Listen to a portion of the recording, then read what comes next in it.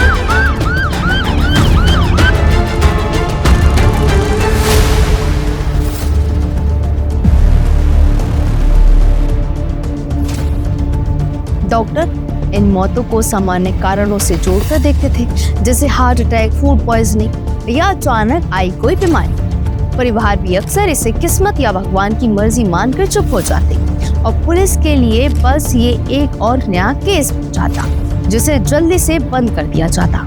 कोई जांच गहराई तक नहीं जाती, कोई सवाल नहीं उठाया जाता और कोई कड़ी दूसरे केस से जोड़कर देखी नहीं जाती।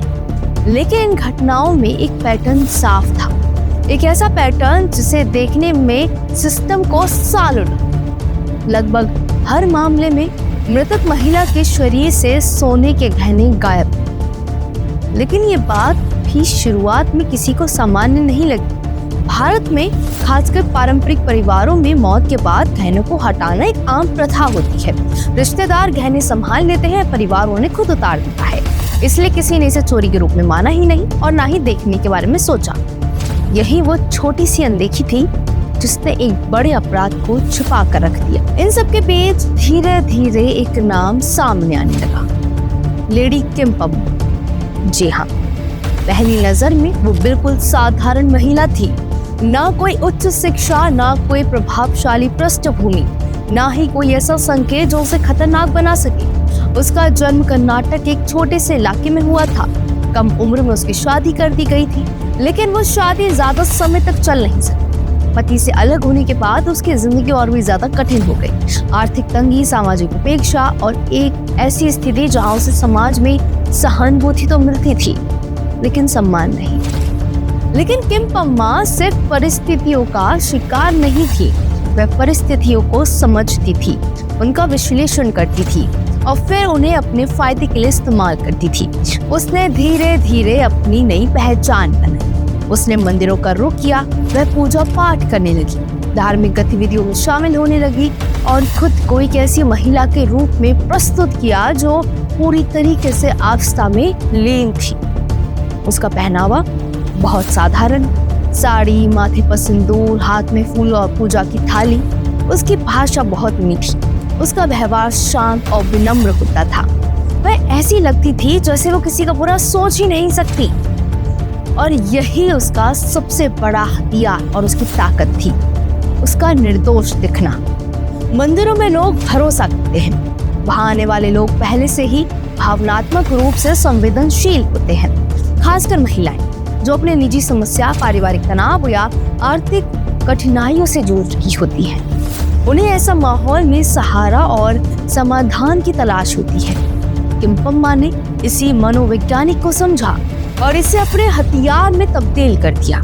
वो घंटों मंदिरों में बैठी रहती, वह लोगों को देखती थी, उनकी बातचीत सुनती थी, उनके व्यवहार को समझती थी।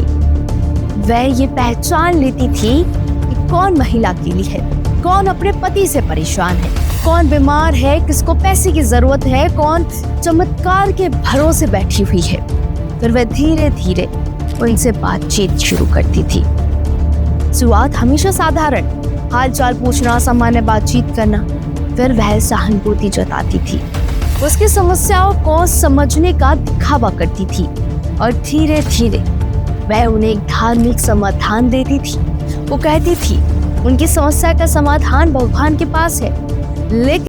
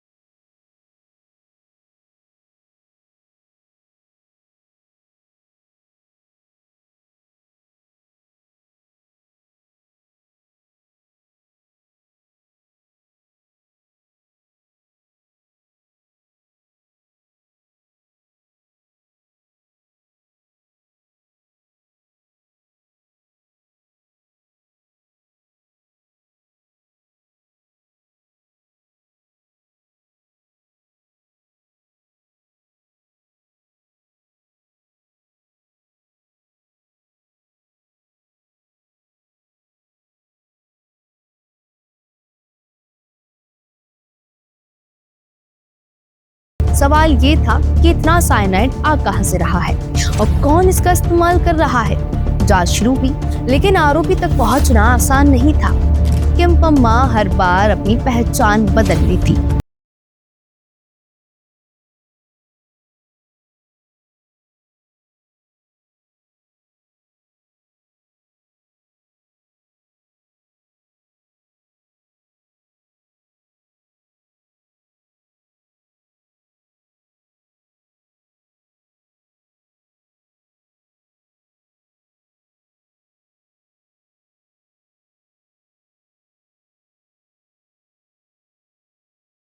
पुजारी, दुकानदार और स्थानीय लोगों से बात की गई। धीरे धीरे एक ही तरह की महिला का जिक्र सामने आने लगा।